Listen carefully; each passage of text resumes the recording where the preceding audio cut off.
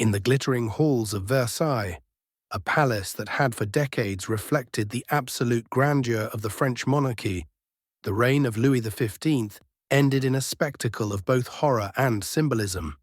Once celebrated as Louis the Well-Beloved, the king would die despised, his body consumed by smallpox, a grotesque mirror of a kingdom already decaying from within. His death marked not merely the passing of a ruler, but the collapse of the mystique and authority that had sustained centuries of absolute monarchy. Louis inherited the throne at the tender age of 5, following the death of his great-grandfather, Louis XIV, the Sun King. France, having known only one ruler for 72 years, now placed immense expectations on the shoulders of a child. Orphaned early and guided by a regency under Philip of Orleans, young Louis was tutored in languages, history, mathematics, and the arts of diplomacy and warfare. Observers praised his intellect and aptitude, imagining a golden future for France under a king who could combine intelligence with the charm and dignity demanded of royalty. The early years of Louis XV's reign inspired hope. In 1725, he married Marie Leschinska, a union that promised both political stability and the continuation of the royal line. His initial engagement with science, arts, and philosophy suggested a monarch capable of enlightened rule, and the people embraced him with genuine affection. He seemed poised to deliver reforms and prosperity after the rigid, war-torn decades of his predecessor. The nickname Louis the Well-Beloved was not given lightly. It reflected a kingdom's hope for renewal and careful governance. Yet beneath the surface, the seeds of decay were already present. Louis XV showed a troubling reliance on personal favorites and mistresses for political counsel. Unlike Louis XIV, who cultivated an image of disciplined authority, Louis XV appeared more captivated by pleasure than by the burdens of kingship. Versailles, once a model of ceremonial grandeur, began to degenerate into a theatre of scandal and indulgence. This gradual decline would set the stage for both personal and national disaster. Military crises exposed the growing weaknesses of Louis XV's reign. The War of Austrian Succession, 1740 to 1748, revealed France's unpreparedness for sustained conflict. While the king occasionally led troops in person, his campaigns lacked strategic coherence and were frequently guided more by personal alliances than national interest. Humiliating defeats, the loss of territory, and mounting debts turned public opinion against him. The Treaty of Aix-la-Chapelle ended the war without tangible gains for France, leaving citizens outraged that their sons had died and their taxes had been squandered. The king's personal life increasingly overshadowed his responsibilities. His most famous mistress, Madame de Pompadour, wielded considerable influence over politics, diplomacy, and cultural patronage. While intelligent and sophisticated, her prominence fueled perceptions of moral corruption. Later, Madame du Barry, a woman of low birth whose power was as scandalous as it was pronounced, reinforced the image of a monarchy detached from virtue and duty. The extravagance of court life, the construction of private retreats, lavish spending, and the prioritization of pleasure over governance only widened the gap between royalty and citizenry. Economic strain compounded the monarchy's failures. The 7 Years' War, 1756 to 1763, was disastrous. French forces suffered repeated defeats, and France lost its North American colonies, including Canada and Louisiana. The national debt soared, taxes fell disproportionately on the common people, and attempts at reform by finance ministers were consistently undermined by vested interests and the king's indecision. By the 1760s, France teetered on the edge of fiscal collapse, while the wealth and luxury of Versailles remained untouched. Social unrest became increasingly common. Riots, protests, and bread shortages highlighted the inequities of the tax system and the suffering of ordinary citizens.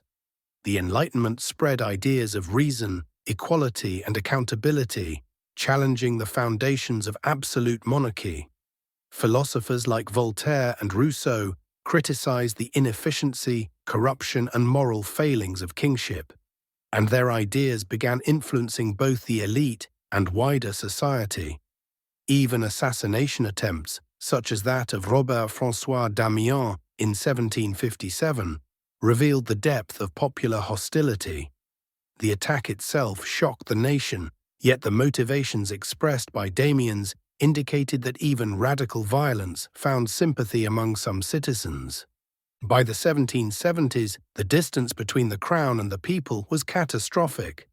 Louis XV had become increasingly isolated, withdrawn into the rituals of hunting, courtly ceremonies, and the pleasures of his favorites. France, meanwhile, struggled with economic depression, food shortages, and rising inequality. Religious tensions added fuel. His support for the expulsion of the Jesuits and the dissolution of various religious orders alienated traditional Catholic supporters. Royal authority was eroding, and the monarchy appeared incapable of responding effectively to either internal or external challenges. It was in this climate of national instability that Louis XV's final illness struck. In April 1774, he fell ill with what initially seemed a minor fever at the Petit Trianon. Within days, the symptoms worsened, revealing smallpox, a disease that spared neither king nor peasant. Louis's once handsome face became disfigured with pustules. The lesions ruptured, oozed, and emitted a stench so vile that even seasoned courtiers and physicians recoiled. Versailles transformed from a palace of magnificence to a chamber of terror.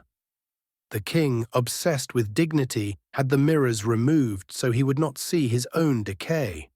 Those who had long benefited from his favor now abandoned him, leaving only a few loyal attendants and physicians, powerless against the relentless progression of disease. The final days were a horrifying blend of physical agony and psychological torment. Louis alternated between lucid repentance and delirium, recognizing too late the failures of his reign. On May 10, 1774, he died, unmourned. His funeral was hasty, his body sealed in lead to contain the stench, and the elaborate rituals of royal burial abandoned.